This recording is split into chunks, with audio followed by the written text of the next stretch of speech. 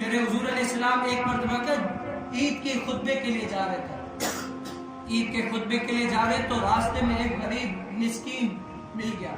کہا کہ بیٹے کیوں رو رہے؟ اس نے کہا کہ یا رسول اللہ میرے ماں باپ فلاں جنگ میں جو ہے نا شہید ہو چکے ہیں، نہ میرا ماں ہے نہ میری باپ ہے، اکیلا تنہا اتنا آج رو رہا ہوں قسمت کو کہ کوئی باپ نہیں ہے جو میرے سر پر ہاتھ رکھے، کوئی ماں نہیں ہے جو میرا گال چوم کر مجھے تیار کر کے آج لے کر جائے. آج میں رستے پر کھڑا ہوں، اللہ کے آسرے میں کوئی تو ہوگا جو مجھے بھی اپنا بیٹا بنائے گا. یہ وہ تو جب وہ سنتے ہیں تو میرے حضور علیہ السلام کی آنکھوں میں آنسو آ جاتے ہیں.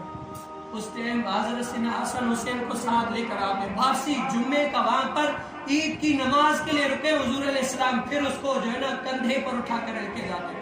او عائشہ یہ نئے کپڑے حسن حسین سے اتار کر اس کو پہناؤ، ان کو پرانے کپڑوں میں محمد عدل کرے.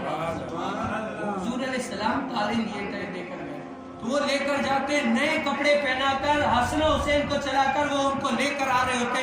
کہتے کہ اے بچے بتا کہ یہ تجھے اچھا نہیں لگتا کہ میں محمد تیرا باپ بنوں؟ کیا میں محمد تیرا باپ بنوں؟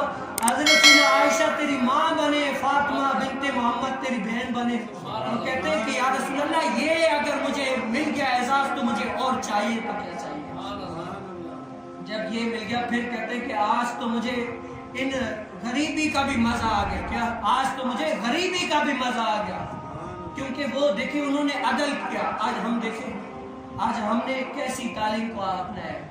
مینوں کو جی ویکھنا چھڈوے تساں بھلیاں دے ہتھ لجوے، مینوں کو جی ویکھنا چھڈوے اساں چھڈنا تیرا درنا،